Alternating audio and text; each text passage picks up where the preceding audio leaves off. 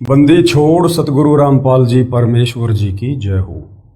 परमपिता परमात्मा सारी सृष्टि के रचनहार कुल मालिक असंख्य ब्रह्मांडों के स्वामी जगत गुरु तीनों लोकों में प्रवेश करके सबका धारण पोषण करने वाले राजा धीराज आत्माधार नाथों के नाथ देवों के देव महादेव सर्वेश्वर महेश्वर मृत्युंजय अजरो अमर आदि अनादि सनातनी प्रभु जगत पिता जगदीश्वर श्री श्री 1008 की उपाधि के वास्तविक अधिकारी अकाल मूर्त शब्द स्वरूपी राम वासुदेव सर्वगतम ब्रह्म परम पूज्य प्रथम पूज्य परम संत परम पुरुष परम धनी परम दयालु सत्य कबीर हक्का कबीर अल्लाहु अकबर बाखबर अल्लाह ताला जगत के तारणहार जगत के मुक्तिदाता जगत के जगन्नाथ हारे के सहारे हिंदुओं के राम मुसलमानों के अल्लाह सिखों के वाहेगुरु ईसाइयों के मसीह दया के सागर दया निधि करुणा के सागर करुणा निधि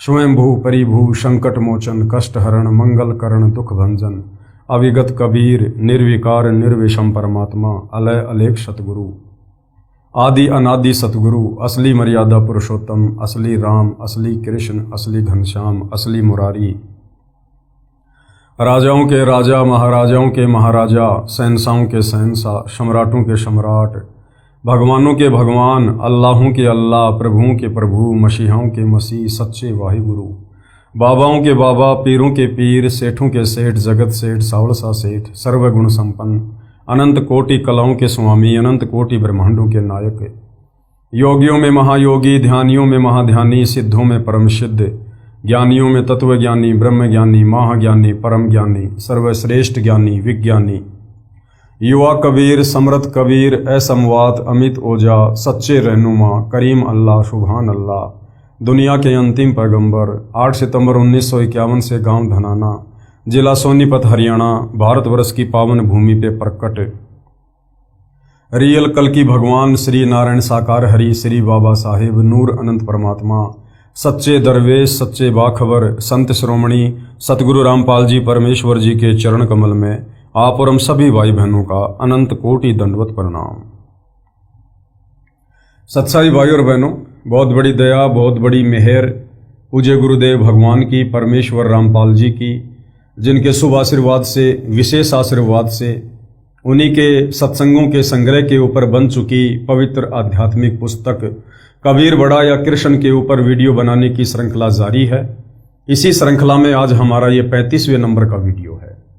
इस पवित्र पुस्तक कबीर बड़ा या कृष्ण के प्रत्येक वीडियो से विशेषकर हिंदू समाज से जुड़े भगत भाई बहनों को अध्यात्म के विषय में, भक्ति और भगवान के विषय में, शास्त्र अनुकूल सत साधना के विषय में वो तमाम जानकारी प्राप्त होगी जो जानकारी सदियों से हमारे नादान धर्मगुरु तत्व ज्ञान के अभाव से समाज को नहीं दे पाए, और आपकी उन तमाम शंकाओं का भी समूल समाधान होगा जो शंकाएं आपको अंदर ही अंदर खा रही थी, परंतु कोई भी धर्मगुरु उनका प्रमाणित जवाब नहीं दे पा रहा था। क्योंकि ये पवित्र पुस्तक कबीर बड़ा या कृष्ण चारों वेद पवित्र गीता 18 पुराणों के ज्ञान से मिश्रित है। इस पवित्र पुस्तक के ज्ञान में सुई की नोक रखने जितनी कमी निकालने में किसी भी धर्म का कोई भी धर्मगुरु सक्षम नहीं है। तो भाई और बहनों, इस पवित्र पुस्तक पर हमारा जो विषय चल रहा है वो है जनता की अदालत में सवाल जवाब। जनता की अदालत में जज जनता को बनाया गया है क्योंकि वर्तमान में जनता शिक्षित है, पढ़ी लिखी है, अपनी आंखों से धर्म ग्रंथों में लिखी सच्चाई को देखकर निर्णय कर सकती है। जनता की अदालत में जो मुकदमा है वो है कबीर बड़ा या कृष्ण, यानी बड़ा भगवान कौन है।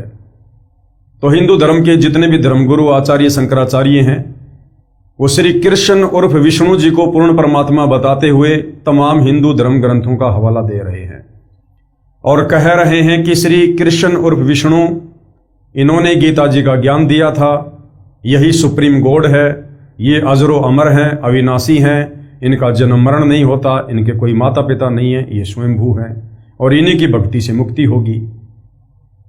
तो दूसरी तरफ कबीर जी के वकील सतगुरु रामपाल जी ने कबीर जी को सुप्रीम गॉड साबित करते हुए और उन्हीं तमाम धर्म ग्रंथों को आधार बनाकर चारों वेद पवित्र गीता 18 पुराण उन्हीं तमाम हिंदू धर्मगुरुओं के समक्ष जनता की अदालत में जनता को प्रमाण दिखा दिखा कर ये क्लियर कर दिया कि ये तमाम हिंदू धर्मगुरु आचार्य शंकराचार्य झूठ की नाव में बैठे हैं। अध्यात्म में इनका एक भी लफ्ज शास्त्र प्रमाणित नहीं है, ना इनकी साधना शास्त्र अनुकूल है, ना इनके भक्ति मंत्र शास्त्र अनुकूल हैं। और ये जो हवाला दे रहे हैं धर्म ग्रंथों का श्री कृष्ण जी को परमात्मा बताते हुए, तो कबीर जी के वकील सतगुरु रामपाल जी ने उन्हीं हिंदू धर्म ग्रंथों के अंदर से जनता को सच्चाई दिखा दी कि श्री कृष्ण उर्फ विष्णु अर्थात ये ब्रह्मा विष्णु महेश तीनों भाई हैं और दुर्गा इनकी माँ है, काल ब्रह्म ज्योति निरंजन इनका पिता है। इनका जन्म होता है, इनकी मृत्यु भी होती है। ये अजरो अमर भगवान नहीं है, ये अविनाशी नहीं है। और इनकी भक्ति का हमारे वेदों में और पवित्र गीता में कहीं कोई विधान नहीं है। गीता अध्याय 7 श्लोक नंबर 12 से 15 और 20 से 23 में तीनों देवता ब्रह्मा विष्णु महेश यानी रजगुण ब्रह्मा, सतगुण विष्णु, तमोगुण शंकर की भक्ति ना करने का आदेश है। इनको इष्ट मानकर इनकी पूजा ना करने का आदेश है। और जनता धीरे धीरे तमाम ये प्रमाण देखकर अचंभित हो रही है कि हमारे ही धर्म ग्रंथों में ये गूढ़ सच्चाई छुपी हुई थी और ये हमारे धर्मगुरु आज तक हमें नहीं बता पाए। तो सतगुरु रामपाल जी ने बताया कि इन धर्मगुरुओं को तत्व ज्ञान नहीं था, इनका कोई गुरु तत्वदर्शी नहीं था और तत्व ज्ञान के बिना इन धर्मशास्त्रों का निष्कर्ष नहीं निकाला जा सकता है। तो जनता तरह तरह के सवाल अध्यात्म को लेकर सतगुरु रामपाल जी से कर रही है और सतगुरु रामपाल जी जनता की रुचि को देखते हुए प्रत्येक का शास्त्र प्रमाणित जवाब दे रहे हैं। इसी कड़ी में आज हमारा विषय है कि कबीर परमात्मा जो सारी सृष्टि के रचयिता हैं, सर्व ब्रह्मांडों के रचयिता हैं, सबका धारण पोषण करने वाले परमात्मा हैं, सुप्रीम गॉड हैं, सभी आत्माओं को उत्पन्न करने वाले सबके जनक हैं, सबके पिता परमेश्वर हैं। ये सतलोक में रहते हैं और ये परमात्मा इस काल के 21 ब्रह्मांडों में अपना तत्व ज्ञान देने के लिए, सतलोक की जानकारी देने के लिए, सृष्टि रचना को बताने के लिए कि हम तमाम आत्माएं जो इस काल के जाल में फंसी पड़ी हैं या गधे कुत्ते सुअर बनकर घूम रहे हैं, कभी मनुष्य जन्म स्त्री या पुरुष का प्राप्त करते हैं, इतने दुख भोग रहे हैं, नरक भोग रहे हैं। हम सभी आत्माएं पहले सतलोक में रहा करते थे, वहां कोई कष्ट नहीं, कोई बुढ़ापा नहीं, कोई मृत्यु नहीं, कोई रोग नहीं, कोई राग द्वेष नहीं, ना कोई काम धंधा करना पड़ता है, परमेश्वर के भंडारे से सब कुछ मुफ्त में मिलता है, वहां कभी मृत्यु नहीं होती है। और हम अपनी गलती से इस काल के जाल में फंसकर यहां पर आ गए। तो वो कबीर परमात्मा चारों युगों में आता है। सतयुग के विषय में हमने पढ़ा, परमात्मा सत सुकृत ऋषि के नाम से आए थे, अपने तत्व ज्ञान का प्रचार प्रसार किया। त्रेता युग में परमात्मा मुनिंद्र ऋषि के नाम से आए, अपने तत्व ज्ञान का प्रचार किया।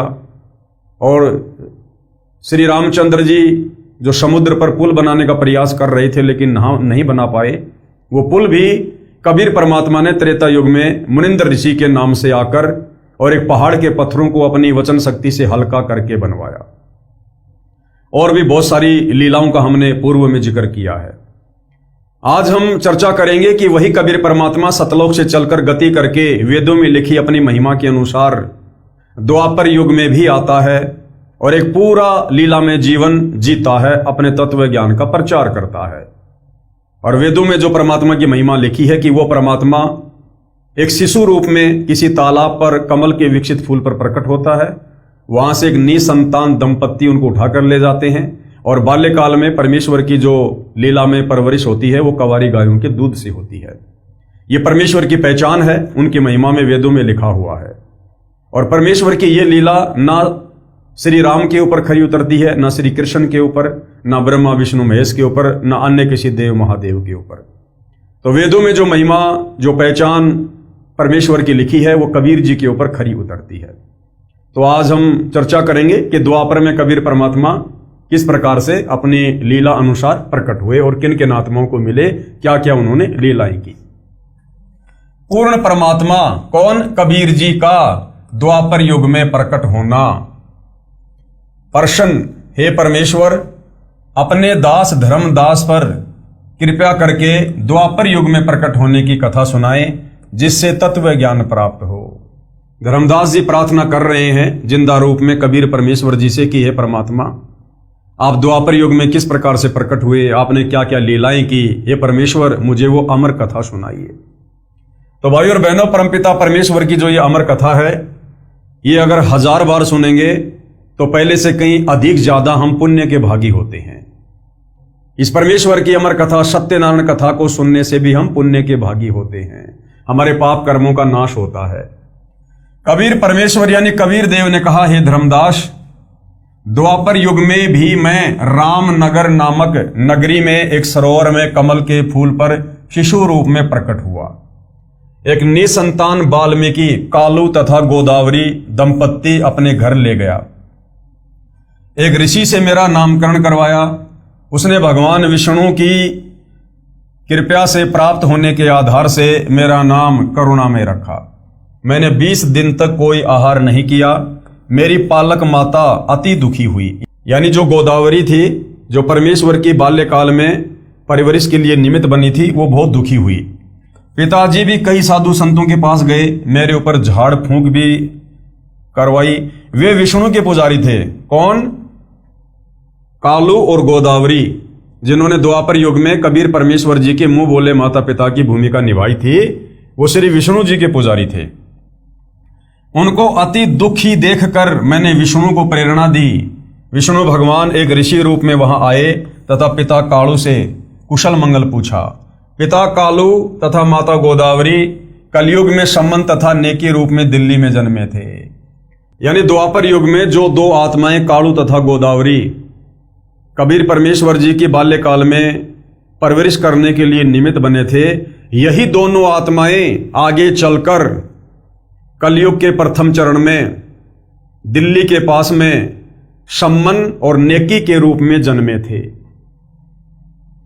पिता कालू तथा माता गोदावरी कलयुग में सम्मन तथा नेकी रूप में दिल्ली में जन्मे थे।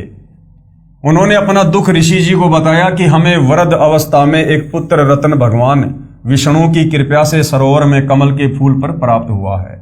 यह बच्चा 25 दिन से भूखा है, कुछ भी नहीं खाया है। अब इसका अंत निकट है। परमात्मा विष्णु ने हमें अपार खुशी प्रदान की है, अब उसे छीन रहे हैं। हम प्रार्थना करते हैं कि हे विष्णु भगवान, ये खिलौना देकर मत छीनो। हम अपराधियों से ऐसा क्या अपराध हो गया है, इस बच्चे में हमारा इतना मोह हो गया है कि यदि इसकी मृत्यु हो गई तो हम दोनों उसी सरोवर में डूब कर मरेंगे जहां ये बालक रत्न हमें मिला था। हे धर्मदास, ऋषि रूप में उपस्थित विष्णु भगवान ने मेरी ओर देखा। मैं पालने में झूल रहा था। मेरे अति स्वस्थ शरीर को देखकर विष्णु भगवान आश्चर्यचकित हुए तथा बोले, हे कालू भगत, ये बच्चा तो पूर्ण रूप से स्वस्थ है। आप कह रहे हो ये कुछ भी आहार नहीं करता। ये बालक तो ऐसे स्वस्थ है जैसे एक सेर दूध प्रतिदिन पीता हो। ये नहीं मरने वाला।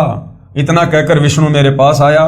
मैंने विष्णु से बात की तथा कहा, हे विष्णु भगवान, आप मेरे माता पिता से कहो एक कंवारी गाय लाए। उस गाय को आप आशीर्वाद देना। वह कंवारी गाय दूध देने लगेगी। उस गाय का दूध मैं पीऊंगा। मेरे द्वारा अपना परिचय जानकर विष्णु भगवान समझ गए ये कोई सिद्ध आत्मा है जिसने मुझे पहचान लिया है। मुझे ऋषि के साथ बातें करते हुए मेरे पालक माता पिता हैरान रह गए। अंदर ही अंदर खुशी की लहर दौड़ गई। ऋषि ने कहा, कालू, एक कंवारी गाय लाओ, ये दूध देगी।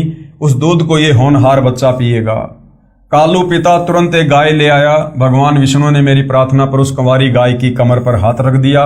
उसी समय उस गाय की बछिया के थनों से दूध की धार बहने लगी तथा वह 3 सेर का पात्र भरने के पश्चात रुक गई। वह दूध मैंने पिया।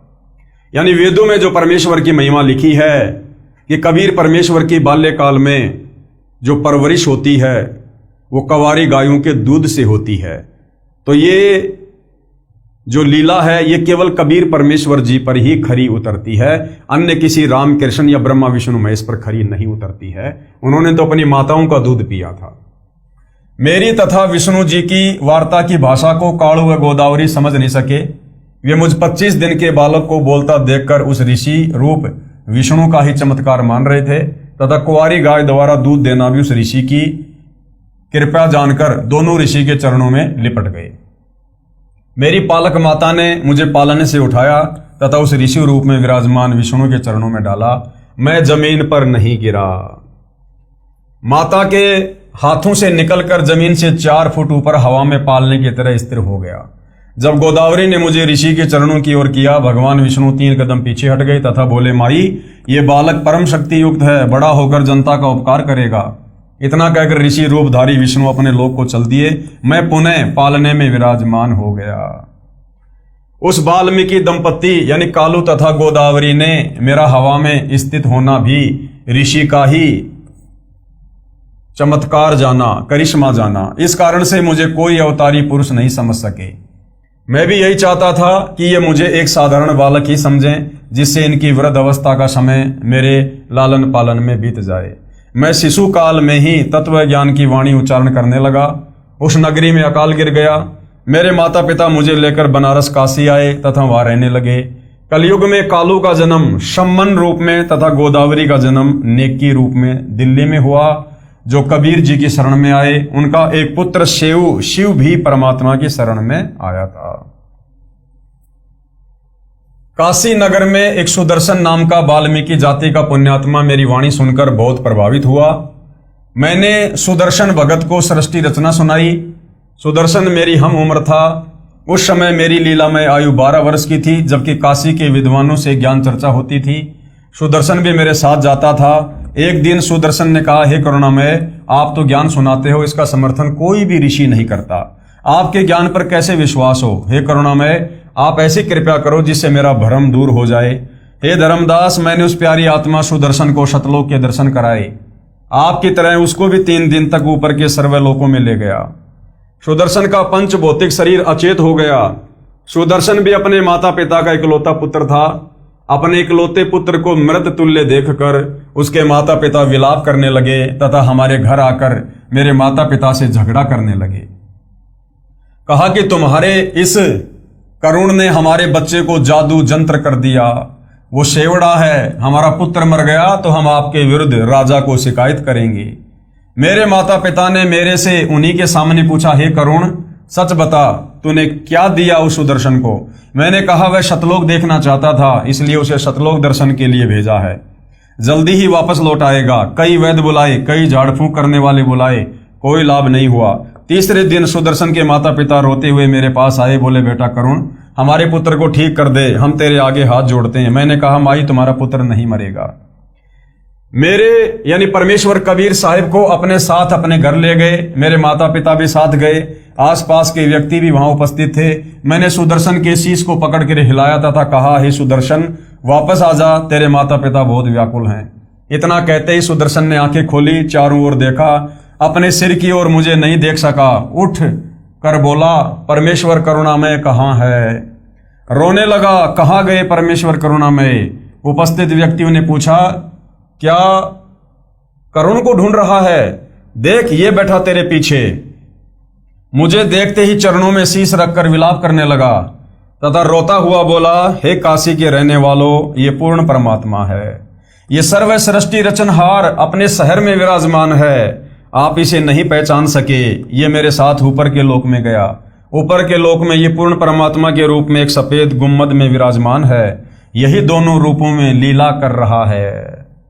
सर्व व्यक्ति कहने लगे, इस कालू के पुत्र ने भिखू के पुत्र पर जादू जंत्र कर दिया, जिस कारण से इसका दिमाग चल गया है। इस करुण को ही परमात्मा कह रहा है। भला हो भगवान का, भिखू का बेटा जीवित हो गया, नहीं तो बेचारों का कोई और बुढ़ापे का सहारा भी नहीं था। ये कहकर सर्व अपने अपने घर चले गए। भिखू तथा उसकी पत्नी सुखी यानी सुखवंती अपने पुत्र को जीवित देखकर अति प्रसन्न हुए। भगवान विष्णु का प्रसाद बनाया, पूरे मोहल्ले यानी कॉलोनी में प्रसाद बांटा। सुदर्शन ने मुझसे उपदेश लिया। अपने माता पिता भिखू तथा सुखी को भी मेरे से उपदेश लेने को कहा। दोनों ने बहुत विरोध किया तथा कहा, यह कालू का पुत्र पूर्ण परमात्मा नहीं है बेटा, इसने तेरे ऊपर जादू जंत्र करके मूर्ख बनाया हुआ है। भगवान विष्णु से बड़ा कोई नहीं है। सुदर्शन ने मुझसे कहा, हे प्रभु, कृपया मुझे अपनी शरण में रखना। मेरे माता पिता का कोई दोष नहीं है। सर्व मानव समाज इसी ज्ञान पर अटका है। जिस पर आपकी रजा होगी केवल वही आपको जान व मान सकता है। जिस पर आपकी रजा होगी वही आपको जान सकता है, पहचान सकता है, मान सकता है। आज वर्तमान में देख लो भाई और बहनों, परमेश्वर ने अपनी पहचान करवाने में कोई कसर नहीं छोड़ी। सबको शिक्षित करवा दिया, सर्व धर्मशास्त्रों से परिचित करवा दिया। फिर भी परमेश्वर रामपाल जी को आज उनके भगत भी, यानी करोड़ों में उनकी संगत है, जिसमें से 90% भगत भी परमेश्वर रामपाल जी को परमेश्वर के रूप में हृदय से ज्ञान को आधार बनाकर स्वीकार नहीं कर रहे हैं। आज भी वो संगत एक दाढ़ी मूंछ वाली कबीर की समझे जाने वाली काल्पनिक बेजुबान मुर्दा फोटो को भगवान मानकर पूज रही है। इस काल ब्रह्म ने तो पूरे विश्व यानी ब्रह्मा विष्णु शिव सहित को भ्रमित किया हुआ है। हे धर्मदास, सुदर्शन भगत ने काल के जाल को समझकर सच्चे मन से मेरी भक्ति की तथा मेरा साक्षी बना कि पूर्ण परमात्मा कोई अन्य है जो ब्रह्मा विष्णु तथा शिव से भिन्न तथा अधिक शक्तिशाली है। हे धर्मदास, पांडवों की अश्वमेघ यज्ञ को जिस सुदर्शन द्वारा संपूर्ण की गई आप सुनते हो, ये वही सुदर्शन वाल्मीकि मेरा शिष्य था। द्वापर युग में मैं 404 वर्ष तक करुणामय शरीर में लीला करता रहा तथा सह शरीर सतलोक गया। आगे धर्मदास जी ने फिर परमात्मा जी से प्रश्न किया। धर्मदास ने प्रश्न किया, हे प्रभु, आपकी रजा द्वापर युग में और किस पुण्यात्मा पर हुई? तो परमेश्वर जी बता रहे हैं, कबीर देव ने कहा, द्वापर युग में एक चंद्र विजय नामक राजा की रानी इंद्रमती को पार किया तथा राजा चंद्र विजय पर भी कृपा की। परमेश्वर कबीर जी द्वारा बताई रानी इंद्रमती को पार करने वाली कथा कौन लिख रहे हैं? परम पूज्य सतगुरु रामपाल जी परमेश्वर जी। द्वापर युग में इंद्रमती को शरण में लेना। द्वापर युग में चंद्र विजय नाम का एक राजा था। उसकी पत्नी इंद्रमती बहुत ही धार्मिक प्रवृत्ति की औरत थी। संत महात्माओं का बहुत आदर किया करती थी। उसने एक गुरुदेव भी बना रखा था। उनके गुरुदेव ने बताया था कि बेटी, साधु संतों की सेवा करनी चाहिए, संतों को भोजन खिलाने से बहुत लाभ होता है। एकादशी का व्रत, मंत्र के जाप आदि साधनाएं जो गुरुदेव ने बताई थी, उस भगवत भक्ति में रानी बहुत दृढ़ता से लगी हुई थी। गुरुदेव ने बताया था कि संतों को भोजन खिलाया करेगी तो तू आगे भी रानी बन जाएगी और तुझे स्वर्ग प्राप्ति होगी। रानी ने सोचा कि प्रतिदिन एक संत को भोजन अवश्य खिलाया करूंगी। उसने ये प्रतिज्ञा मन में ठान ली कि मैं खाना बाद में खाया करूंगी, पहले संत को खिलाया करूंगी, इससे मुझे याद बनी रहेगी, कहीं मुझे भूल ना पड़ जाए। रानी प्रतिदिन पहले एक संत को भोजन खिलाती, फिर स्वयं खाती। वर्षों तक यह क्रम चलता रहा। एक समय हरिद्वार में कुंभ के मेले का संयोग हुआ। जितने भी त्रिगुण माया के उपासक संत थे, सभी गंगा में स्नान करने के लिए, पर भी लेने के लिए प्रस्थान कर गए। इस कारण से कई दिन रानी को भोजन कराने के लिए कोई संत नहीं मिला। रानी इंद्रमती ने स्वयं भी भोजन नहीं किया। चौथे दिन अपनी बांदी से कहा कि बांदी, देख ले कोई संत मिल जाए तो, नहीं तो आज तेरी मालकिन जीवित नहीं रहेगी, चाहे मेरे प्राण क्यों ना निकल जाएं, परंतु मैं खाना नहीं खाऊंगी। वह दीनदयाल कबीर परमेश्वर अपने पूर्व वाले भगत को शरण में लेने के लिए न जाने क्या क्या कारण बना देता है। बांदी ने ऊपर अटारी पर चढ़कर देखा कि सामने से सफेद कपड़े पहने एक संत आ रहा था। द्वापर युग में परमेश्वर कबीर जी करुणामय नाम से आए थे। बांदी नीचे आई और रानी से कहा कि एक व्यक्ति है जो साधु जैसा नजर आता है। रानी ने कहा कि जल्दी से बुला कर ला। बांदी महल से बाहर गई तथा प्रार्थना की कि हे साहिब, आपको हमारी रानी ने याद किया है। करुणामय साहिब ने कहा कि रानी ने मुझे क्यों याद किया है, मेरा और रानी का क्या संबंध? नौकरानी ने सारी बात बताई। करुणामय यानी कबीर साहिब ने कहा कि रानी को आवश्यकता पड़े तो यहाँ आ जाए, मैं यहाँ खड़ा हूं, तू बांदी और वो रानी, मैं वहां जाऊं, और यदि वह कह दे कि तुझे किसने बुलाया था या उसका राजा ही कुछ कह दे, बेटी संतों का अनादर बहुत पापदायक होता है। बांदी फिर वापस आई और रानी से सब वार्ता कह सुनाई।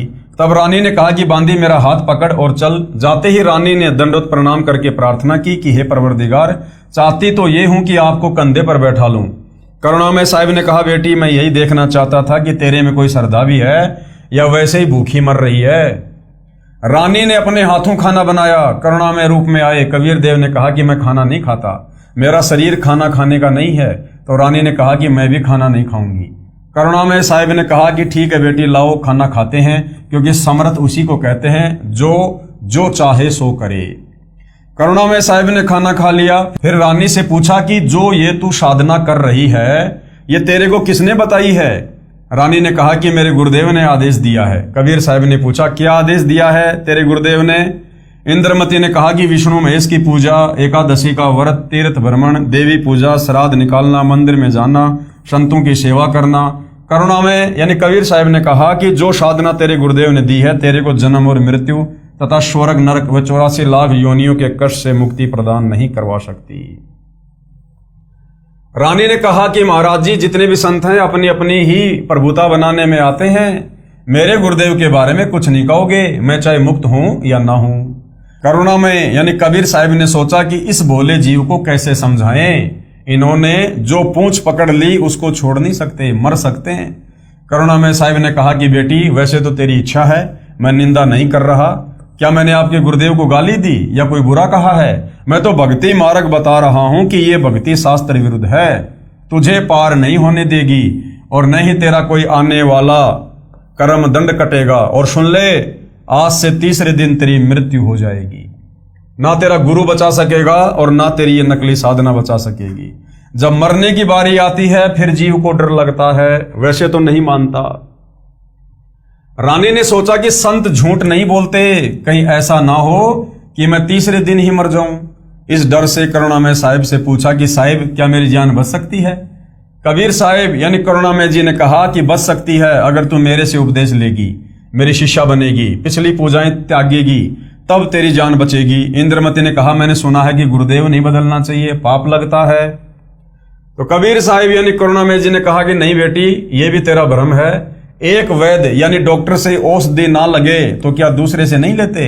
एक 5वीं कक्षा का अध्यापक होता है, फिर एक उच्च कक्षा का अध्यापक होता है। बेटी अगली कक्षा में जाना होगा, क्या सारी उम्र 5वीं कक्षा में ही लगी रहेगी? इसको छोड़ना पड़ेगा, तू अब आगे की पढ़ाई पढ़, मैं पढ़ाने आया हूं। वैसे तो नहीं मानती, परंतु मृत्यु दिखने लगी कि संत कह रहा है तो कहीं बात ना बिगड़ जाए। ऐसा विचार करके इंद्रमती ने कहा कि जैसे आप कहोगे मैं वैसा ही करूंगी। करुणा में यानी कबीर साहिब ने उपदेश दिया, कहा कि तीसरे दिन मेरे रूप में काल आएगा, तू उससे बोलना मत। जो मैंने नाम दिया है 2 मिनट तक इसका जाप करना, 2 मिनट के बाद उसको देखना है, उसके बाद सत्कार करना है। वैसे तो गुरुदेव आए तो अति शीघ्र चरणों में गिर जाना चाहिए, ये मेरा केवल इस बार आदेश है। रानी ने कहा ठीक है जी। रानी को तो चिंता बनी हुई थी, श्रद्धा से जाप कर रही थी। कबीर साहिब यानी करुणामय साहिब का रूप बनाकर गुरुदेव रूप में काल आया, आवाज लगाई इंद्रमती इंद्रमती। उसको तो पहले से ही डर था, सुमरण करती रही, काल की तरफ नहीं देखा। 2 मिनट के बाद जब देखा तो काल का स्वरूप बदल गया, काल का ज्यों का त्यों चेहरा दिखाई देने लगा। करुणामय साहिब का स्वरूप नहीं रहा। जब काल ने देखा कि तेरा तो स्वरूप बदल गया, वह जान गया कि इसके पास कोई शक्ति युक्त मंत्र है। ये कहकर चला गया कि तुझे फिर देखूंगा, अब तो बच गई। रानी बहुत खुश हुई, फूली नहीं समाई। कभी अपनी बांदियों को कहने लगी कि मेरी मृत्यु होनी थी, मेरे गुरुदेव ने मुझे बचा दिया। राजा के पास गई तथा कहा कि आज मेरी मृत्यु होनी थी, मेरे गुरुदेव ने रक्षा कर दी, मुझे लेने के लिए काल आया था। राजा ने कहा कि तू ऐसे ही ड्रामे करती रहती है, काल आता तो क्या तुझे छोड़ जाता? ये संत वैसे बहका देते हैं, अब इस बात को वह कैसे माने। खुशी खुशी में रानी लेट गई। कुछ देर के बाद सर्प बनकर काल फिर आया और रानी को डस लिया। ज्यों ही सर्प ने डसा, रानी को पता चल गया। रानी जोर से चिल्लाई, मुझे सांप ने डस लिया। नौकर भागे, देखते देखते एक मोरी पानी निकालने का छोटा छेद था, उसमें से वो सर्प घर से बाहर निकल गया।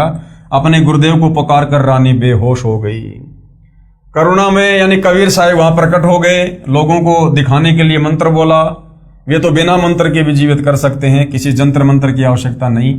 इंद्रमती को जीवित कर दिया। रानी ने बड़ा शुक्र मनाया कि हे बंदी छोड़, यदि आज आपकी शरण में नहीं होती तो मेरी मृत्यु हो जाती। साहिब ने कहा कि इंद्रमती, इस काल को मैं तेरे घर में घुसने भी नहीं देता और ये तेरे ऊपर ये हमला भी नहीं करता, परंतु तुझे विश्वास नहीं होता। तू ये सोचती कि मेरे ऊपर कोई आपत्ति नहीं आनी थी, गुरुजी ने मुझे बहका कर नाम दे दिया, इसलिए तेरे को थोड़ा सा झटका दिखाया है, नहीं तो बेटी तेरे को विश्वास नहीं होता। धर्मदास यहां गणा अंधेरा, यानी यहां पर अज्ञानी अज्ञान है, तत्व ज्ञान नहीं है। और बिना पर्चे यानी शक्ति प्रदर्शन के जीव जम का चेहरा, यानी बिना चमत्कार दिखाए यहां जीव को विश्वास नहीं होता। कबीर साहिब यानी करुणामय ने कहा कि अब जब मैं चाहूंगा तब तेरी मृत्यु होगी। गरीबदास जी कहते हैं, गरीब जम जोरा जहां से डरे, जम यानी ये काल, जोरा यानी मौत, और जय जय जय जगदीश, और जोरा जोड़ी झाड़ती पगरज डारे शीश। ये काल कबीर परमेश्वर से डरता है और ये मौत कबीर साहिब के जूते झाड़ती है। अर्थात नौकर के समान है। फिर उस धूल को अपने सिर पर लगाती है कि आप जिसको मारने का आदेश दोगे उसके पास जाऊंगी नहीं, मैं नहीं जाऊंगी। गरीब काल जो पीसे पीसना, जोरा है पणिहार, ये दो असली मजदूर हैं मेरे साहिब के दरबार। ये काल जो यहाँ का 21 ब्रह्मांड का भगवान है, ब्रह्म है, जो ब्रह्मा विष्णु महेश का पिता है, ये तो मेरे कबीर साहिब का आटा पीसता है अर्थात पक्का नौकर है। और जोरा यानी मौत मेरे कबीर साहिब का पानी भरती है अर्थात एक विशेष नौकरानी है। ये दो असली मजदूर यानी मजदूर मेरे साहिब के दरबार में हैं। कुछ दिनों के बाद करुणामय अर्थात कबीर जी साहिब फिर आए, रानी इंद्रमती को शतनाम प्रदान किया। फिर कुछ समय के उपरांत करुणामय साहिब ने रानी इंद्रमती की अति श्रद्धा देखकर सार नाम दिया, परम पद की उपलब्धि करवाई। परमेश्वर करुणामय रूप से रानी के घर दर्शन देने जाते रहते थे तो इंद्रमती प्रार्थना किया करती थी कि मेरे पति राजा को समझाओ मालिक, ये भी मान जाए, आपके चरणों में आ जाए तो मेरा जीवन सफल हो जाए। चंद्र विजय से कबीर साहिब ने प्रार्थना की कि चंद्र विजय आप भी नाम लो, ये 2 दिन का राज और ठाठ है, फिर 84 लाख योनियों में प्राणी चला जाएगा। चंद्र विजय ने कहा कि भगवान मैं तो नाम नहीं लूं और ना आपकी शिष्या को मना करूं, चाहे सारे खजाने को ही दान करो, चाहे किसी प्रकार का सत्संग करवाओ, मैं मना नहीं करूंगा। कबीर साहिब यानी करुणामय जी ने पूछा आप नाम क्यों नहीं लोगे? चंद्र विजय राजा ने कहा कि मैंने तो बड़े बड़े राजाओं की पार्टियों में जाना पड़ता है। करुणामय यानी कबीर साहिब ने कहा कि पार्टियों में जाने में नाम क्या वादा करेगा, सभा में जाओ, वहां काजू खाओ, दूध पी लो, शरबत जूस पी लो, शराब मत प्रयोग करो, क्योंकि शराब पीना महापाप है। परंतु राजा नहीं माना। रानी की प्रार्थना पर करुणामय यानी कबीर साहिब ने राजा को फिर समझाया कि नाम के बिना ये जीवन ऐसे ही व्यर्थ हो जाएगा, आप नाम ले लो। राजा ने फिर कहा कि गुरुजी मुझे नाम के लिए मत कहना, आपकी शिष्या को मैं मना नहीं करूंगा, चाहे कितना ही दान करे, कितना ही सत्संग करवाए। साहिब ने कहा कि बेटी इस 2 दिन के झूठे सुख को देखकर इसकी बुद्धि भ्रष्ट हो चुकी है, तू प्रभु के चरणों में लगी रहे, अपना आत्म कल्याण करवा। मृत्यु के उपरांत कोई किसी का पति नहीं, कोई किसी की पत्नी नहीं, 2 दिन का संबंध है, अपना कर्म बना बेटी। जब इंद्रमती 80 वर्ष की वृद्धा हुई, कहां 40 साल की उम्र में मर जाना था, जब शरीर भी हिलने लगा, तब करुणामय साहिब बोले अब बोल इंद्रमती क्या चाहती है, चलना चाहती है सतलोक? इंद्रमती ने कहा कि प्रभु तैयार हूं, बिल्कुल तैयार हूं दाता। करुणामय साहिब ने कहा कि तेरे पोते या पोती या किसी अन्य सदस्य में कोई ममता तो नहीं है? रानी ने कहा बिल्कुल नहीं साहिब, आपने ज्ञान ही ऐसा निर्मल दे दिया, इस गंदे लोक की क्या इच्छा करूं? कबीर साहिब यानी करुणामय जी ने कहा कि चल बेटी। रानी प्राण त्याग गई। परमेश्वर कबीर जी यानी करुणामय जी रानी इंद्रमती की आत्मा को ऊपर ले गए। इसी ब्रह्मांड में एक मानसरोवर है, उस मानसरोवर में इस आत्मा को स्नान करवाना होता है। इंद्रमती को वहां पर कुछ समय तक रखा।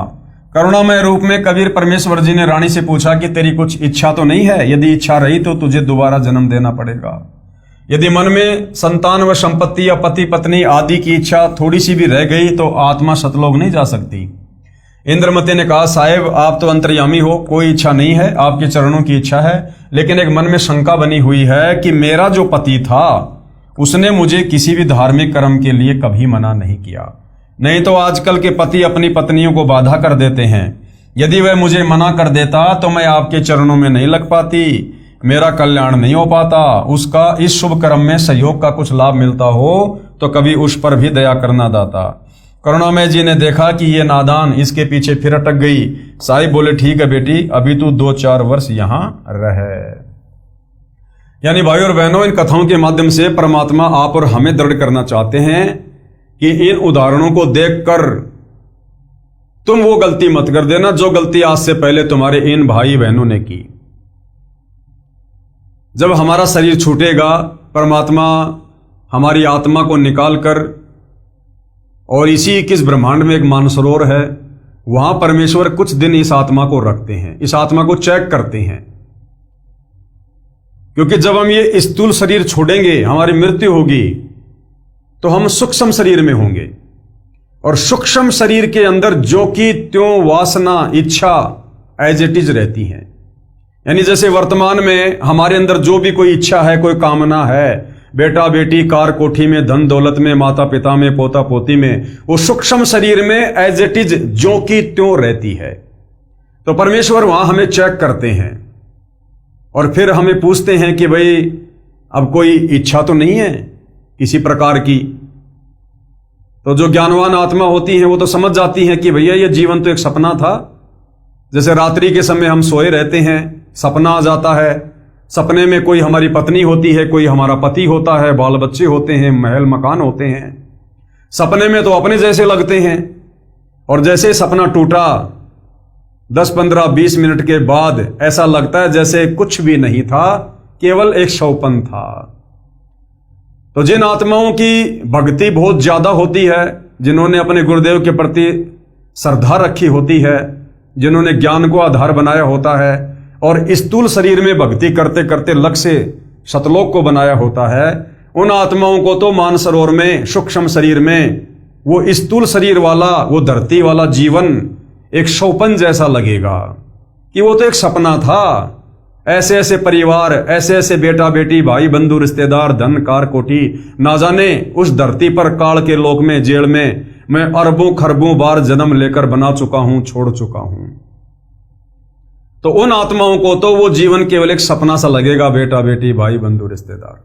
उनकी तो कोई इच्छा नहीं बनेगी, नीचे देखने को भी मन नहीं करेगा गंध की तरफ। और जो इस धरती पर स्थूल शरीर में भक्ति करते करते बेटा बेटी, कार कोठी, मोह माया में पड़े रहेंगे, मर्यादा में रहेंगे नहीं, भक्ति में गफलत करेंगे, गुरु को परमात्मा मानेंगे नहीं, तो उनकी आत्मा निर्मल नहीं हो पाएगी, वो विकारों से दूर नहीं हो पाएंगे और वहां मानसरोवर पर वो आत्माएं धोखा खा जाएंगी। उनकी ममता यहीं पर रह जाएगी, किसी बेटा बेटी में, कार कोठी में। तो परमेश्वर फिर उस आत्मा को यही 21 ब्रह्मांड में फिर से जन्म देंगे, उसी परिवार में किसी पोता पोती के रूप में, या कर्म ज्यादा बिगड़े हुए हैं तो उसी परिवार में गाय, बैल, भैंस या गधे के रूप में। तो भाइयों और बहनों, ये आप और हमें परमेश्वर जी समझा रहे हैं कि नादानों, जो गलतियां आज से पहले आत्माओं ने की तत्व ज्ञान के अभाव में, गुरु को मानुष मानने के कारण, वो गलती इस कलयुग की पिछली पीढ़ी में, मोक्ष के प्राइम टाइम में तुम मत कर देना, अन्यथा परमेश्वर ने अपने विधान अनुसार फिर तुम्हें वापस नीचे पटकना पड़ेगा।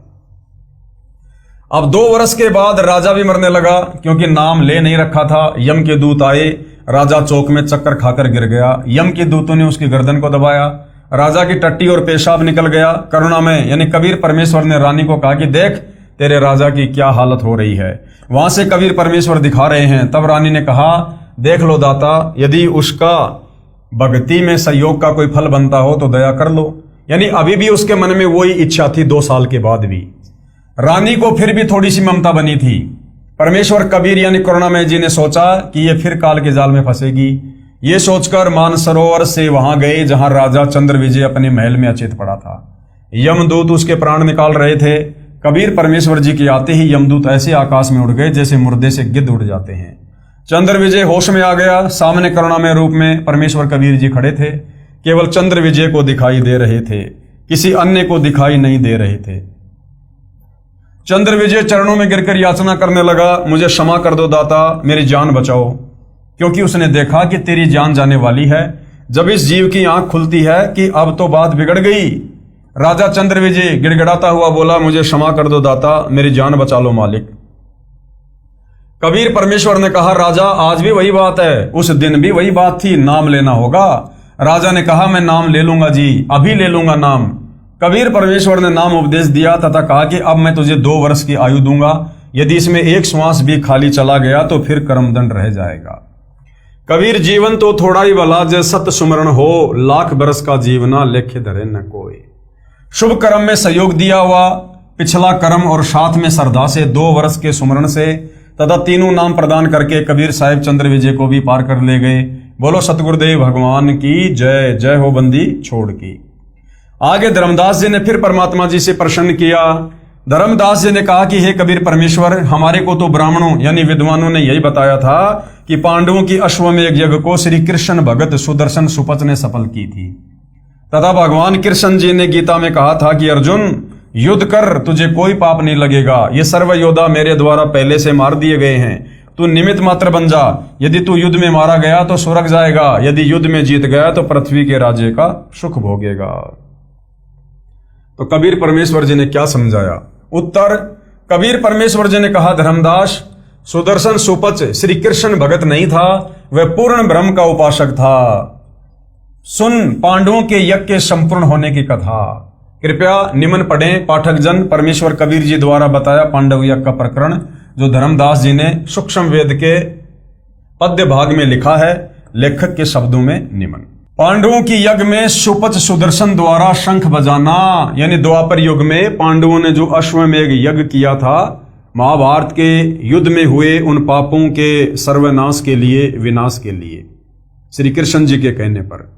तो पांडवों की वो यज्ञ सुदर्शन सुपच रूप में द्वापर युग में कबीर परमात्मा जो करुणामय नाम से आए हुए थे, उन्होंने स्वयं ही सफल की थी। जैसा कि सर्वविदित है कि महाभारत के युद्ध में अर्जुन ने युद्ध करने से मना कर दिया था तथा शस्त्र त्याग कर युद्ध के मैदान में दोनों सेनाओं के बीच में खड़े रथ के पिछले हिस्से में आंखों से आंसू बहाता हुआ बैठ गया था, तब भगवान श्री कृष्ण के अंदर प्रवेश काल शक्ति ब्रह्म अर्जुन को युद्ध करने की राय देने लगा था। तब अर्जुन ने कहा था कि भगवान, ये घोर पाप मैं नहीं करूंगा, इससे अच्छा तो भिक्षा का अन्न भी खाकर गुजारा कर लेंगे। तब भगवान काल श्री कृष्ण जी के शरीर में प्रवेश करके बोला था कि अर्जुन, तू युद्ध कर, तुझे कोई पाप नहीं लगेगा। देखिए गीता जी के अध्याय 11 के श्लोक 33, अध्याय 2 के श्लोक 37 और 38 में महाभारत में लेख आता है कि श्री कृष्ण जी के कहने से अर्जुन ने युद्ध करना स्वीकार कर लिया। घमासान युद्ध हुआ, करोड़ों व्यक्ति व सर्व कौरव युद्ध में मारे गए और पांडव विजय हुए। तब पांडव प्रमुख युधिष्ठिर को राज्य सिंहासन पर बैठाने के लिए स्वयं भगवान कृष्ण ने कहा, तो युधिष्ठिर ने यह कहते हुए गद्दी पर बैठने से मना कर दिया कि मैं ऐसे पाप युक्त राज्य को नहीं करूंगा जिसमें करोड़ों व्यक्ति मारे गए थे, उनकी पत्नियां विधवा हो गई, करोड़ों बच्चे अनाथ हो गए, अभी तक उनके आंसू भी नहीं सूखे हैं। किसी प्रकार की बात बनती न देखकर श्री कृष्ण जी ने कहा कि आप भीष्म जी से राय लो, क्योंकि जब व्यक्ति स्वयं फैसला लेने में असफल रहे तब किसी सौजन से विचार कर लेना चाहिए। युधिष्ठिर ने यह बात स्वीकार कर ली। तब श्री कृष्ण जी युधिष्ठिर को साथ लेकर वहां पहुंचे जहां पर श्री भीष्म सर यानी तीरों की सैया चारपाई पर अंतिम श्वास गिन रहे थे। वहां जाकर श्री कृष्ण जी ने भीष्म से कहा कि युधिष्ठिर राज्य गद्दी पर बैठने से मना कर रहे हैं, आप कृपया इन्हें राजनीति की शिक्षा दो। बताओ, मरते मरते भी राजनीति की शिक्षा दे रहा है, मरते मरते तो धार्मिक शिक्षा लेनी चाहिए। भीष्म जी ने बहुत समझाया, परंतु युधिष्ठिर अपने उद्देश्य से विचलित नहीं हुआ। यही कहता रहा कि इस पाप से युक्त रुधिर से सने राज्य को भोगकर मैं नरक प्राप्ति नहीं चाहूंगा। श्री कृष्ण जी ने कहा कि आप एक धर्म यज्ञ करो जिससे आपको युद्ध में हुई हत्याओं का पाप नहीं लगेगा। इस बात पर युधिष्ठिर सहमत हो गया और एक धर्म यज्ञ की, फिर राजगद्दी पर बैठ गया, हस्तिनापुर का राजा बन गया, दिल्ली का। इसका प्रमाण सुख सागर के पहले स्कंद के 8वें तथा 9वें अध्याय से शाहबार पेज नंबर 48 से 53 देखिएगा। कुछ वर्षों पर्यंत युधिष्ठिर को भयानक शोपन आने शुरू हो गए, जैसे बहुत सी औरतें रोती बिलखती हुई अपनी चूड़ियां तोड़ रही हैं तथा उनके मासूम बच्चे अपनी मां के पास खड़े कुछ बैठे पिता पिता कहकर रो रहे हैं, मानो कह रहे हैं, हे राजन, हमें भी मरवा दे, भेज दे हमारे पिता के पास। कई बार बिना शीश के धड़ दिखाई देते हैं, किसी की गर्दन कहीं पड़ी है, धड़ कहीं पड़ा है, हाहाकार मची हुई है। युधिष्ठिर की नींद उचट जाती, घबराकर बिस्तर पर बैठकर हाँफने लग जाता, सारी सारी रात बैठकर या महल में घूमकर व्यतीत करता है।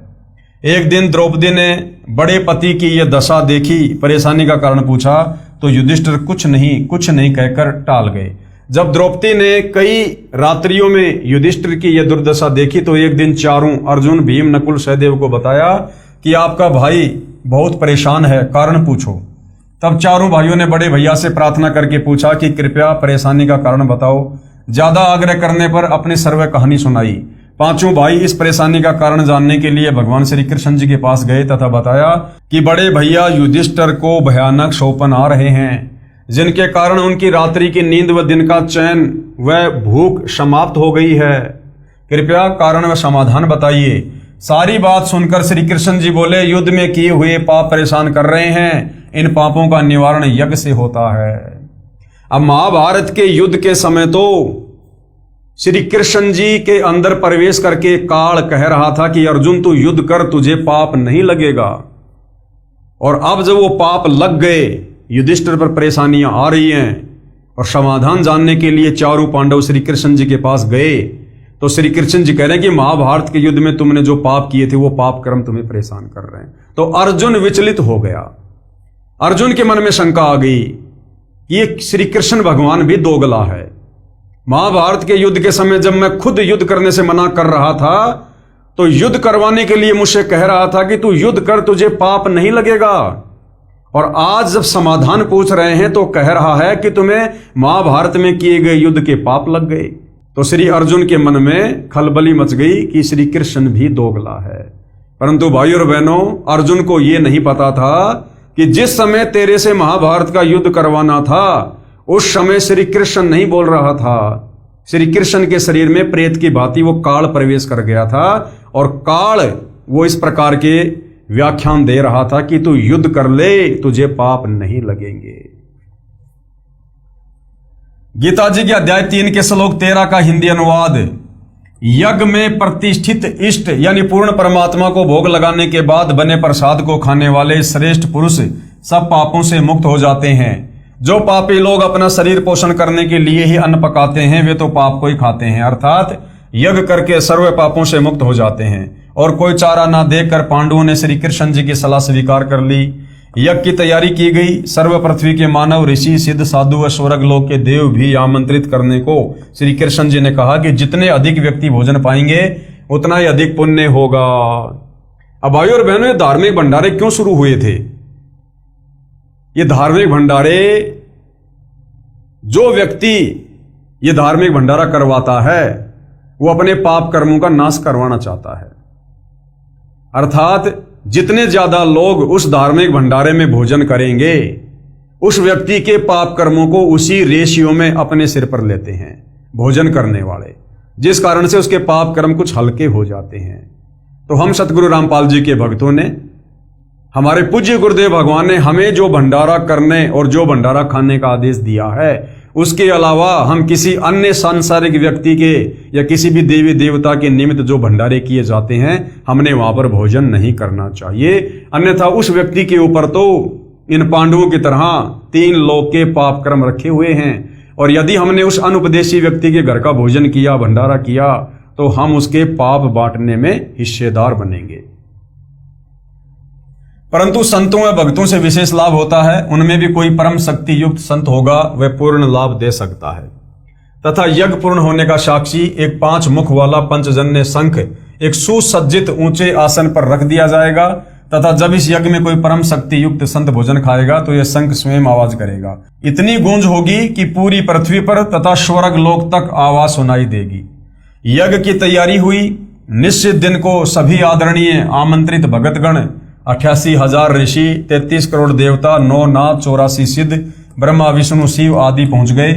यज्ञ कार्य शुरू हुआ। बाद में सबने यज्ञ का बचा प्रसाद भंडारा सर्व उपस्थित महानुभावों व भक्तों तथा जन साधारण को बरताया यानी खिलाया। स्वयं भगवान श्री कृष्ण जी ने भी भोजन खा लिया, परंतु शंख नहीं बजा। शंख नहीं बजा तो ये यज्ञ संपूर्ण नहीं हुई। अर्थात भाइयों और बहनों, ब्रह्मा विष्णु महेश, 33 करोड़ देवी देवता, 9 नाथ, 84 सिद्ध, ये एक सच्चे भगत की श्रेणी में भी नहीं है, क्योंकि इनके द्वारा भोजन करने के बाद भी शंख नहीं बजा। जो कंडीशन थी, यदि कोई सच्चे नाम का उपासक साधु संत भगत भोजन करेगा तो शंख बजेगा। तो ब्रह्मा विष्णु महेश से नीचे सारे हैं और ब्रह्मा विष्णु महेश ने भी भोजन कर लिया। विष्णु रूप में तो खुद श्री कृष्ण जी थे। ब्रह्मा और शिव ने भी सूक्ष्म रूप में आगे भोजन कर लिया, लेकिन शंख नहीं बजा। अर्थात ये भी सच्चे नाम के उपासक नहीं है। उस समय युधिष्ठिर ने श्री कृष्ण जी से पूछा, हे मधुसूदन, शंख नहीं बजा, सर्व महापुरुषों व आगंतुकों ने भोजन पा लिया, कारण क्या है? श्री कृष्ण जी ने कहा कि इनमें कोई पूर्ण संत यानी सतनाम व सारनाम उपासक नहीं है। तब युधिष्ठिर को बड़ा आश्चर्य हुआ कि इतने महामंडलेश्वर, जिसमें वशिष्ठ मुनि, मार्कंडे, लोमस ऋषि, 9 नाथ, गोरखनाथ जैसे 84 सिद्ध आदि आदि व स्वयं भगवान श्री कृष्ण जी ने भी भोजन पा लिया, परंतु शंख नहीं बजा। इस पर कृष्ण जी ने कहा कि ये सर्व मान बढ़ाई के भूखे हैं, परमात्मा चाहने वाला कोई नहीं, तथा अपनी मनमुखी साधना करके सिद्धि दिखाकर दुनिया को आकर्षित करते हैं। भोले लोग इनकी वाहवाही करते हैं तथा इनके इर्द गिर्द मंडराते हैं। ये स्वयं भी पशु जूनी में जाएंगे तथा अपने अनुयायियों को नरक में ले जाएंगे। अब भाइयों और बहनों, अंदर की बात यह है कि उस समय युधिष्ठिर को यह सारी बात बताने वाले वो श्री कृष्ण नहीं थे, श्री कृष्ण रूप में कबीर भगवान ही थे। अन्यथा भोजन तो श्री कृष्ण ने भी खा लिया था, शंख नहीं बजा। फिर श्री कृष्ण जी ये कहने के अधिकारी कैसे हो सकते हैं कि ये सारे मान बढ़ाई के भूखे हैं, ये परमात्मा नहीं चाहते, ये सच्ची भक्ति नहीं करते, जबकि श्री कृष्ण जी के भोजन खाने से भी तो शंख नहीं बजा। उस कैटेगरी में, मान बढ़ाई के भूखे वाली कैटेगरी में श्री कृष्ण जी भी तो आ गए। तो वहां पर ये शब्द कहने वाले श्री कृष्ण रूप में कबीर भगवान थे। गरीब साहिब के दरबार में गाहक कोटि अनंत, चार चीज वो चाहते रिद्धि सिद्धि मान महंत।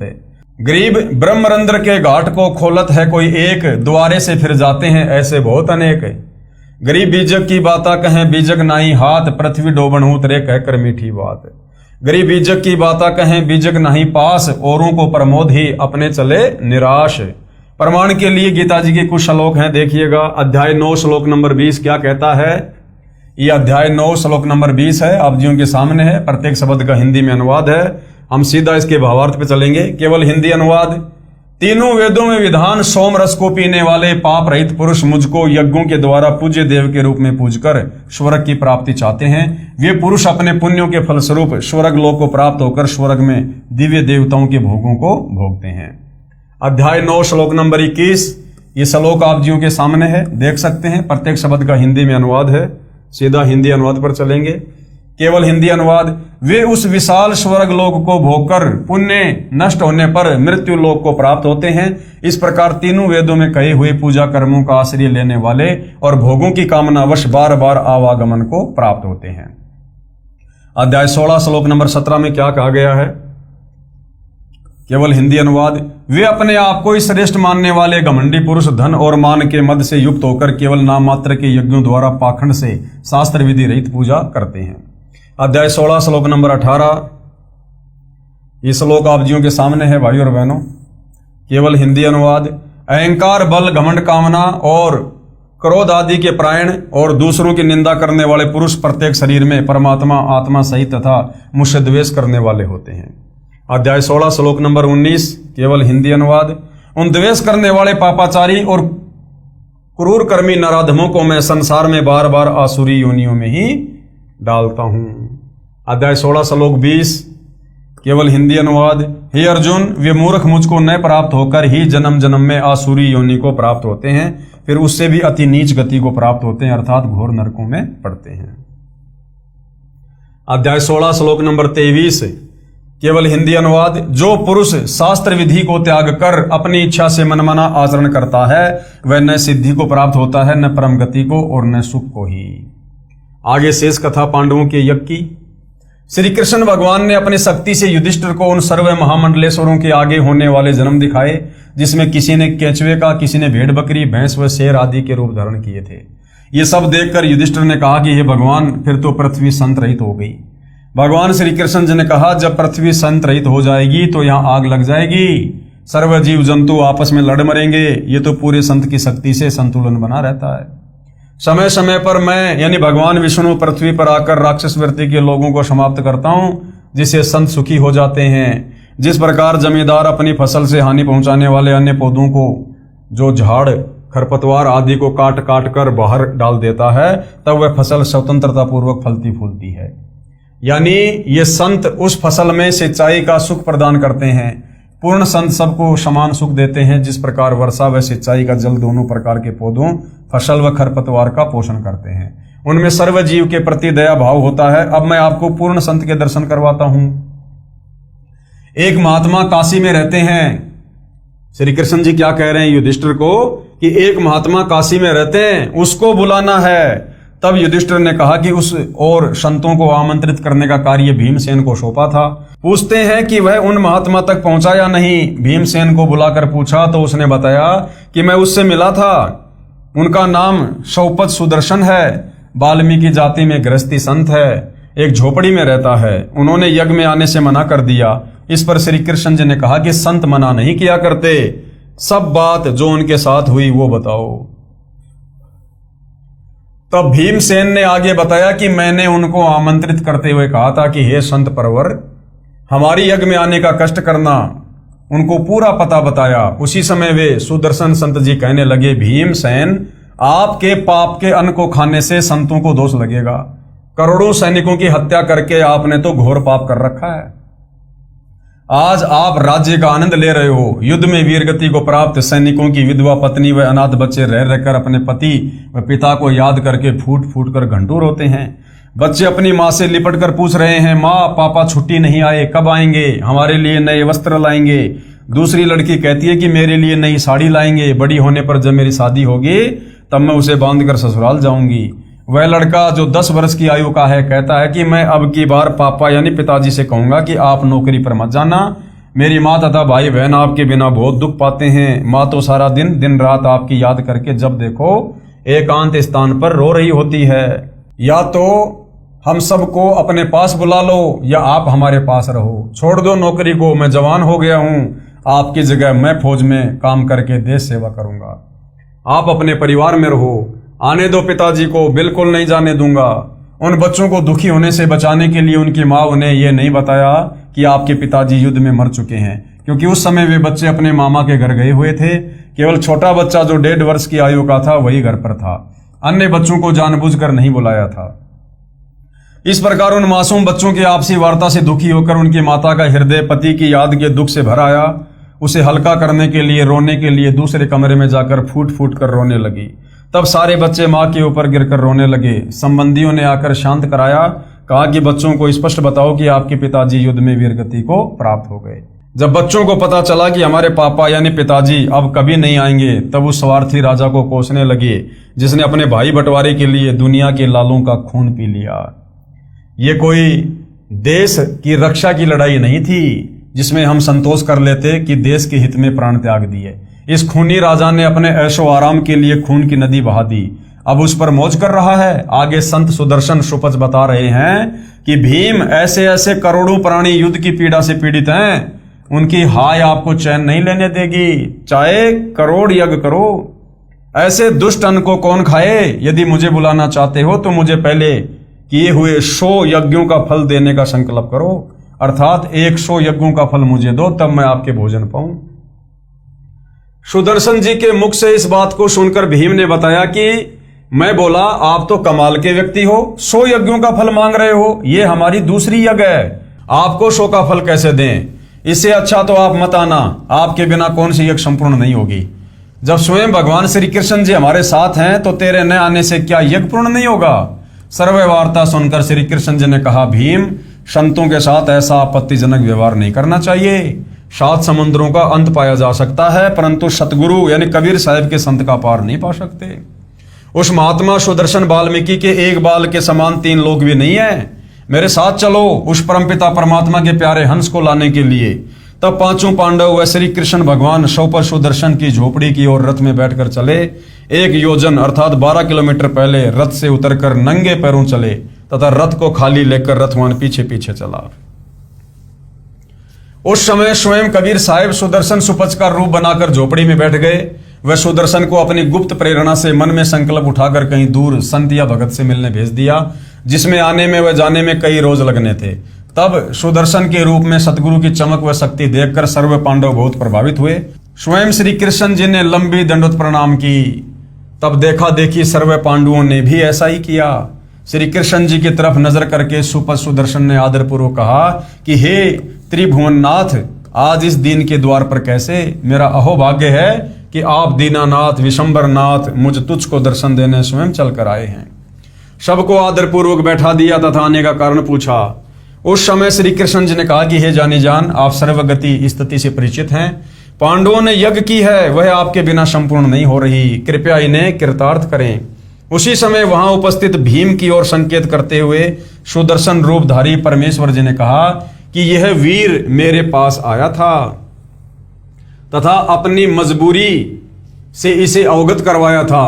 उस समय श्री कृष्ण जी ने कहा कि हे पूर्ण ब्रह्म, आपने स्वयं अपनी वाणी में कहा है कि संत मिलन को चालिए तज माया अभिमान, जो जो पग आगे धरे 100 यज्ञ समान। आज 5 पांडव राजा हैं तथा मैं स्वयं द्वारिकाधीश आपके दरबार में राजा होते हुए भी नंगे पैरों उपस्थित हूं, अभिमान का नामो निशान भी नहीं है। तथा स्वयं भीम ने भी खड़ा होकर उस दिन कहे हुए अपशब्दों की चरणों में पड़कर क्षमा याचना की। श्री कृष्ण जी ने कहा कि हे नाथ, आज यहाँ आपके दर्शनार्थ आए आपके 6 सेवकों के कदमों के यज्ञ समान फल को स्वीकार करते हुए सो आप रखो तथा से सम भिक्षुकों को दान दीजिए ताकि हमारा भी कल्याण हो। इतना अधीन भाव सर्व उपस्थित जनों में देखकर जगत गुरु साहिब करुणामय सुदर्शन रूप में अति प्रसन्न हुए।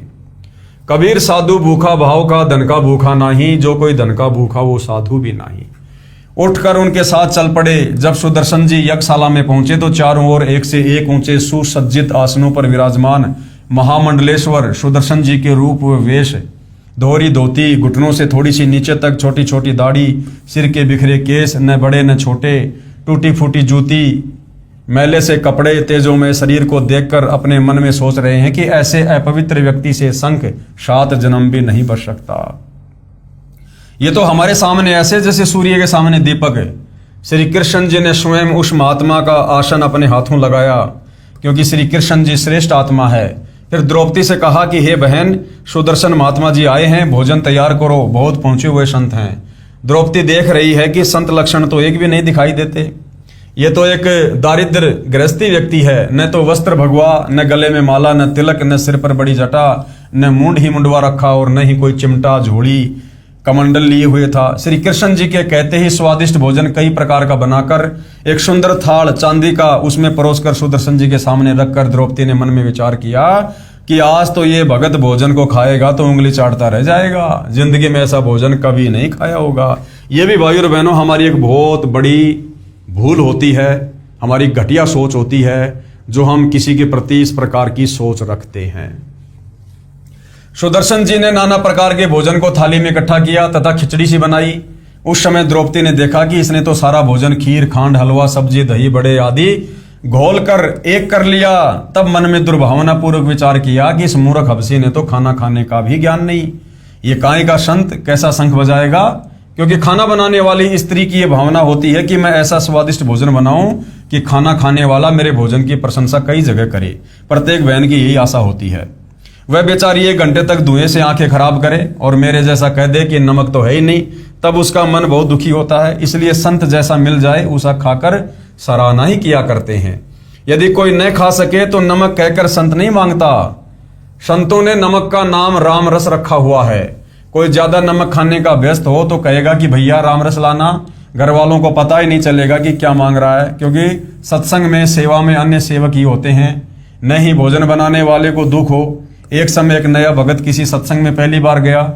उसमें किसी ने कहा कि भगत जी राम रस लाना, दूसरे ने भी कहा कि राम रस लाना तथा थोड़ा राम रस अपनी हथेली पर रखवा लिया। उस नए भगत ने खाना खा लिया था, परंतु लाइन में बैठा अन्य भक्तों के भोजन पाने का इंतजार कर रहा था कि इकट्ठे ही उठेंगे। यह भी एक औपचारिकता सत्संग में होती है। उसने सोचा राम रस कोई खास मीठा खाद्य पदार्थ होगा, यह सोचकर कहा मुझे भी राम रस देना। तब सेवक ने थोड़ा सा रामरस नमक उसके हाथ पर रख दिया। तब वह नया भगत बोला ये के कान के लाना है, चोखा सा यानी ज्यादा सा रख दे। तब उस सेवक ने 2-3 चम्मच रख दिया। उस नए भगत ने उस बारीक नमक को कोई खास मीठा खाद्य प्रसाद समझकर फांका मारा। तब चुपचाप उठा तथा बाहर जाकर कुल्ला किया। फिर किसी भगत से पूछा रामरस किसे कहते हैं। तब उस भगत ने बताया कि नमक को रामरस कहते हैं। तब वह नया भगत कहने लगा कि मैं भी सोच रहा था कि कहें तो रामरस, परंतु है बहुत खारा। फिर विचार आया कि हो सकता है नए भक्तों पर परमात्मा प्रसन्न नहीं हुए हों, इसलिए खारा लगता हो। मैं एक बार फिर कोशिश करता। अच्छा हुआ जो मैंने आपसे स्पष्ट कर लिया। फिर उसे बताया गया कि नमक को रामरस किस लिए कहते हैं। सुपर सुदर्शन जी ने थाली वाले मिले हुए उस सारे भोजन को 5 ग्रास बनाकर खा लिया। यानी द्रौपदी ने जो भोजन बनाया था 56 प्रकार का, सुदर्शन रूप में परमात्मा जी ने सारे को गोल मथोल करके और 5 ग्रास बनाकर खा लिए। 5 बार शंख ने आवाज की, उसके 50 शंख ने आवाज नहीं की। व्यंजन 36 परोसिया जहां द्रौपदी रानी, बिन आदर सत्कार के कहीं शंख न बानी। 5 गिरासी वाल्मीकि और पंचे बर बोले, आगे शंख पंचायन कपाट न खोले। बोले कृष्ण महाबली त्रिभुवन के साजा, वाल्मीकि प्रसाद से कण कण क्यों न बाजा। द्रौपदी सेती कृष्ण देव जब ऐसे भाख्या, वाल्मीकि के चरणों की तेरे न अभिलाषा। प्रेम पंचायन भूख है अन्न जग का खाजा, ऊंच नीच द्रौपदी कहा शंख कण कण क्यों नहीं बाजा। वाल्मीकि के चरणों की लई द्रौपदी धारा, शंख पंचायन बाजिया कण कण झनकारा। युधिष्ठिर जी श्री कृष्ण जी के पास आए तथा कहा कि हे भगवान, आप जी की कृपा से शंख ने आवाज की है, हमारा कार्य पूर्ण हुआ। श्री कृष्ण जी ने सोचा कि इस महात्मा सुदर्शन के भोजन खाने से भी शंख अखंड क्यों नहीं बजा। फिर अपनी दिव्य दृष्टि से देखा तो पाया कि द्रौपदी के मन में दोष है, जिस कारण से शंख ने अखंड आवाज नहीं की, केवल 5 बार आवाज करके मौन हो गया है। श्री कृष्ण जी ने कहा, युधिष्ठिर, यह शंख बहुत देर तक बजना चाहिए, तब यज्ञ पूर्ण होगी। युधिष्ठिर ने कहा, भगवान, अब कौन संत शेष है जिसे लाना होगा। श्री कृष्ण जी ने कहा, युधिष्ठिर, इस सुदर्शन संत से बढ़कर कोई भी सत्य भक्ति युक्त संत नहीं है। इसके एक बाल समान 3 लोग भी नहीं है। अपने घर में दोष है, उसे शुद्ध करते हैं। श्री कृष्ण जी ने द्रौपदी से कहा, द्रौपदी, भोजन सब प्राणी अपने अपने घर पर रूखा सूखा खाकर ही सोते हैं। आपने बढ़िया भोजन बनाकर अपने मन में अभिमान पैदा कर लिया। बिना आदर सत्कार के किया हुआ धार्मिक अनुष्ठान, यज्ञ, हवन, पाठ सफल नहीं होता। आपने इस साधारण से व्यक्ति को क्या समझ रखा है? ये पूर्ण ब्रह्म है, इसके एक बाल के समान 3 लोक भी नहीं है। आपने अपने मन में इस महापुरुष के बारे में क्या गलत विचार किए हैं? उनसे आपका अंतःकरण मैला यानी मलिन हो गया है। इनके भोजन ग्रहण कर लेने से तो ये शंख की स्वर्ग तक आवाज जाती तथा सारा ब्रह्मांड गूंज उठता। ये केवल 5 बार बोला है, इसलिए कि आपका भ्रम दूर हो जाए, क्योंकि और किसी ऋषि के भोजन खाने से तो ये टस से मस भी नहीं हुआ। आप अपना मन साफ करके इन्हें पूर्ण परमात्मा समझकर इनके चरणों को धोकर पियो, ताकि तेरे हृदय का मैल यानी पाप साफ हो जाए। उसी समय द्रौपदी ने अपनी गलती को स्वीकार करते हुए संत से क्षमा याचना की और सुपथ सुदर्शन के चरण अपने हाथों से धोकर चरणामृत बनाया। रज भरे धूल युक्त जल को पीने लगी। जब आधा पी लिया तब भगवान श्री कृष्ण जी ने कहा, द्रौपदी, कुछ अमृत मुझे भी दे दो ताकि मेरा भी कल्याण हो। यह कहकर श्री कृष्ण जी ने द्रौपदी से आधा बचा हुआ चरणामृत पिया। उसी समय वही पंचायन शंख इतने जोरदार आवाज से बजा कि स्वर्ग तक ध्वनि सुनी। तब पांडवों की वो यज्ञ सफल हुई। प्रमाण के लिए अमृतवाणी पारक का अंग आदरणीय गरीबदास जी के सूक्ष्म वेद से वाणियां। गरीब सुपच संक सब करत हैं, नीच जाति विश्चूक, पोहमी बिगसी स्वर्ग सब खिले जो पर्वत रूख। गरीब करी द्रौपदी दिल मंजना और सुपच चरण पी धोए, बाजे शंख सर्वकला रहे आवाज गोए। गरीब द्रौपदी चरणामृत लिए, सुपच शंख नहीं कीन, बाजा शंख अखंड धुनि गण गंधर्व ल्योलीन। गरीब फिर पंडों की यज्ञ में शंख पंचायन टेर, 12 कोटि पंडित जहां पड़ी सबन की मेर। गरीब करी कृष्ण भगवान को चरणामृत प्रीत और शंख पंचायन जब बजा लिया द्रौपदी सीत। गरीब 12 कोटि पंडित जहां और ब्रह्मा विष्णु महेश, चरण लिए जगदीश को जिसको रटता शेष। गरीब वाल्मीकि के बाल सम नाही 3 लोक, सुर नर मुनिजन कृष्ण सुधी पंडों पाई पोष। गरीब वाल्मीकि बैकुंठ पड़ी स्वर्ग लगाई लात, शंख पंचायन घुरत है गण गंधर्व ऋषि मात। गरीब स्वर्ग लोक के देवता कीने ने पूर्या नाद, सुपथ सिंहासन बैठते बाजा अगम अगाध। गरीब पंडित 12 कोटि थे, सईदे से सुरबीन, 87 देव में कोई न पद में लीन। गरीब बाजा शंख स्वर्ग सुनया 14 भवन उचार, 33 तत् न लहया किन्हें न पाया पार। अचला का अंग से वाणी। गरीब पंडों संग हैं, छठे कृष्ण मुरारी, चली हमारी यज्ञ में समर्थ सृजनहार। गरीब 87 ऋषि जहां देव 33 कोटि, शंख न बाजा तास तय रहे चरण में लोटी। गरीब सुपच रूप धर आइया, सतगुरु पुरुष कबीर, 3 लोक की मेदनी सुर नर मुनिजन भीर। गरीब पंडित 12 कोटि है और 84 सिद्ध, शंख न बाजा तास तय पिए मान का मद। गरीब पंडो यज्ञ अश्वमेघ में सतगुरु किया पियान, 5 पंडो संग चले और छठा भगवान। गरीब सुपच रूप धरी आइया, सब देवन का देव, कृष्ण चंद्र पग धोइया करी तास की सेव। गरीब सुपच रूप को देख कर द्रौपदी मानी शंख, जान गए जगदीश गुरु बाजत नाही शंख। गरीब 56 भोग संजोग कर कीने 5 गिरास, द्रौपदी के दिल दुई है नाही दृढ़ विश्वास। गरीब 5 पांडु यज्ञ करी कल्प वृक्ष की छाही, द्रौपदी दिल बंक है कण कण बाजा नाही। गरीब 56 भोग न भोगिया कीने 5 गिरास, खड़ी द्रौपदी उन्मनी हरदम गालत श्वास। गरीब बोले कृष्ण महाबली क्यों बाजा नहीं शंख, जान राय जगदीश गुरु काडत है मन बंक। गरीब द्रौपदी दिल को साफ कर चरण कमल ल्यो लाए, वाल्मीकि के बाल सम त्रिलोकी नहीं पाए। गरीब चरण कमल को धोए कर ले द्रौपदी प्रसाद, अंतर सीन साफ होए जरे सकल अपराध। गरीब बाजा संग शुभान गति, कण कण भई आवाज, स्वर्ग लोक बानी सुनी त्रिलोकी में गाज। गरीब पंडु यज्ञ अश्वमेघ में आए नजर निहाल, यम राजा की बंद में खल हल पर्या कमाल। अन्य वाणी सदग्रंथ साहिब से 33 कोटि यज्ञ में आए, 87 सारे, 12 कोटि वेद के वक्ता, सुपच का शंख बजारे। अर्जुन सहित पांडवों को युद्ध में की गई हिंसा के पाप लगे। अर्जुन सहित पांडवों को महाभारत के युद्ध में जो हिंसा हुई थी, जो बंधुघात हुआ था, जो सैनिक मारे गए थे आपस के भाई बंटवारे के कारण, क्योंकि महाभारत का युद्ध कोई धर्म युद्ध नहीं था, कोई सीमाओं की रक्षा के लिए किया गया युद्ध नहीं था। दो भाइयों की, कौरव और पांडवों की संपत्ति का बंटवारा होना था। उसके चलते करोड़ों सैनिक वहां पर मरवा दिए गए और उनका पाप, उन हत्याओं का पाप लगा पांडवों के सिर पर। हालांकि कौरवों के सिर पर भी लगा, लेकिन कौरव तो उसी समय मर गए थे, वो तो फिर आगे चलकर समय अनुसार नरक में अपना कष्ट वष्ट भोगेंगे। और लेकिन पांडवों पर भी ज्यों के त्यों वो पाप रखे गए। तो भाइयों और बहनों, आगे चलकर इन पाप कर्मों का नाश होता है या नहीं होता है, क्या विधि है क्या नहीं है, या फिर ये पाप कर्म पांचों पांडवों को, द्रौपदी को, कुंती को, सबको भोगने पड़ेंगे, इस विषय में हम विशेष चर्चा करेंगे। तो जनता की अदालत में जनता धीरे धीरे अध्यात्म से परिचित होती जा रही है। हम लोगों ने पहले रामायण भी पढ़ी, महाभारत भी पढ़ा, कथाएं भी पढ़ी, परंतु हमें उनका निष्कर्ष नहीं बताया जाता था, उनका सार नहीं समझाया जाता था कि हम शिक्षा क्या ग्रहण करें। अब परमेश्वर रामपाल जी ने इस तत्व ज्ञान की रोशनी में हमें इन धर्मशास्त्रों का निष्कर्ष निकाल कर दे दिया है, ताकि हम निष्कर्ष को जानकर और शास्त्र अनुकूल साधना तत्वदर्शी संत सतगुरु रामपाल जी से प्राप्त करके अपनी आत्मा का कल्याण करवा सकें और इस काल बलि के षड्यंत्र से बाहर निकल सकें। तो भाइयों और बहनों, जनता की अदालत में आगे हम विशेष चर्चा करेंगे कल के एपिसोड में।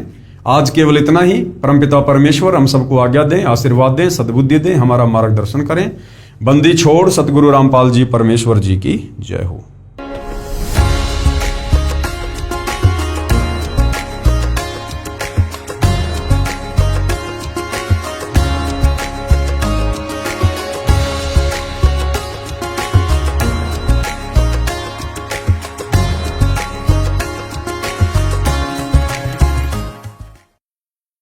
बंदी